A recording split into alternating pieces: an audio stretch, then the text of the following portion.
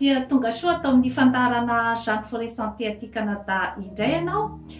Ny atolotritsika an'io zany dia ny produit izay vokarina atao amin'ny Jeanne Forêt Santé mba ahitanao zany ny hoe inona sinona no idée cadeau zany ny fanomezana izay afaka ataonao amin'ny Noely na afaka ataonao ho an'ny tenanao zany.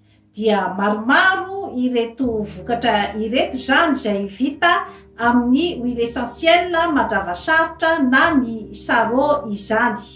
Ka ireto moa zany dia vokatry ny fikarohana izay nataony tenako ihany ny amin'ny hoe fikojakojana ny bika aman'endrika sy ny fikojakojana ny zavatra rehetra manodidina satria misy ihany koa zany ato ny hoe fanasana ny vitra, ny fandiovana ny fitaratra sy ny pitsipitsiny madinidinika zany ny fanaka sy ny meuble zany. Ka androany zany sika dia anao ny démonstration ny amin'ny fikojana tarehy zany amin'ny alalan'ny mandrava sarotra, produit vita amin'ny mandrava sarotra.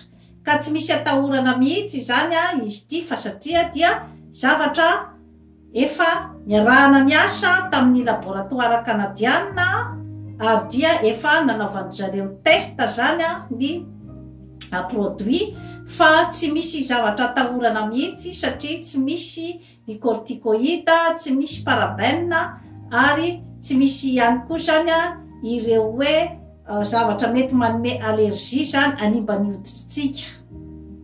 Satria izay mantsy no olana dia olana zany eo amin'ny fampiasana ny produit de beauté zany, produit cosmétique dia izay hoe rehefa misy ireo karazana corticoïde sy ny parabène zany dia mety manimba ny hoditritsika olombelona. Ka alohan'ny anomboantsika zany ny fandaharana zany hoe ny filazana ny mombamomba ny produit de beauté zany satria ity zany no atolotro an'io zany dia ny hoe spécial peau douce et éclatante pendant seulement 7 jours. Zany hoe ao anatin'ny fito andro zany dia efa ho hitanao zany ny hoe ahoana ny fomba fiasan'ity produit ity zany. Alohan'izay nefa dia mahafaly ahy zany ny manolotra anao amin'ny fomba aingana dia aingana zany ny produit rehetra rehetra rehefa avy eo tsika zany dia hiverina amin'ny produit de beauté. Misy zany ny Sève Énergie. Sève Énergie moa zany dia produit izay noforomiko izy ity. Misy plante médicinale fito zany plante médicinale malagasy fito zany no ao anatin'io Sève Énergie io. Dia ao zany ny pamphlet izay manazava amin'ny atsipiriany zany ny asan'ireo plante médicinale ireo.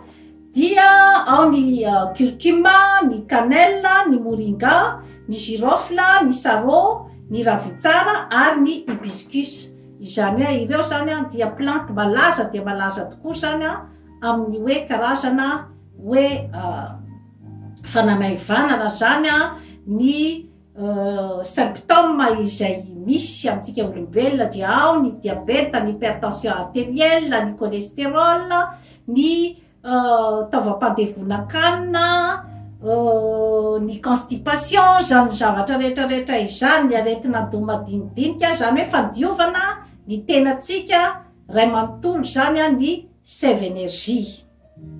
Efa no testen'ny laboratoire teto daholo zany reto zavatra rehetrarehetra reto. Eo ihany koa zany ny huile magique. Ny huile magique na ny magic oil zany dia misy asany maro dia maro koa zany amin'ny